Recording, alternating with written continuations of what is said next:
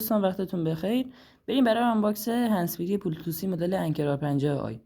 اول از ویژگی‌های خود محصول که روی جعبه نوشته شروع کنیم. در این قسمت نوشته که شما میتونید از طریق اپی که دارهش وصلین که اپ سندکور هستش که میتونید از گوگل دانلود کنین، گوگل پلی میتونید دانلود کنین و اینجا هم گواهی ضد آب بودنش نشون میده که این هندزفری گواهی IPX5 داره که ضد آب هستش.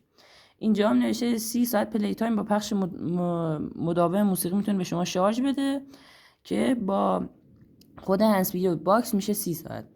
خب پشت جعبه چی ببینیم چی نوشته.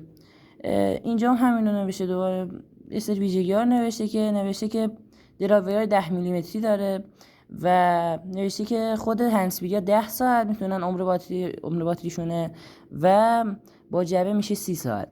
تو این قسمت هم نوشته که قابلیت مکالمه داره، قسمت پایین اینجا نوشته قابلیت مکالمه داره و IPX5 که ضد آب بودن این هندزفری رو نشون میده رو دوباره اینجا نوشته و مپی که در آخر مپی که اینجا هستشو نوشته.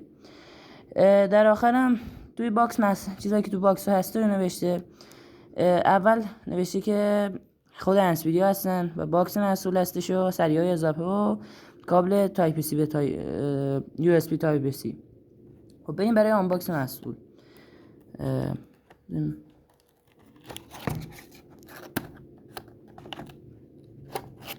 بریم برای آنباکس محصول.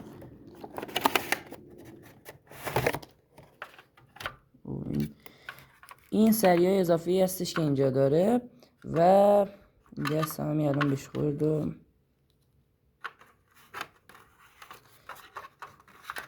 این بندی که بهش هستش خیلی کار اومده، میتونین به کیفتون آویزون کنین و به وسایلتون.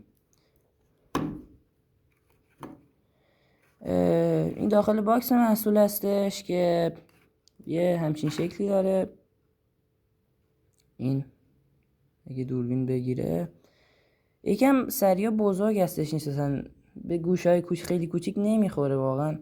حالا شما با این سریای گوشی که اینجا داره میتونید تنظیم کنید، ولی خب یکم بزرگ است، اما کیفیت ساختش واقعا خوبه این هندزفری و روی باکس هم نوشته مید این چاینا، یعنی ساخت کشور چین هستش و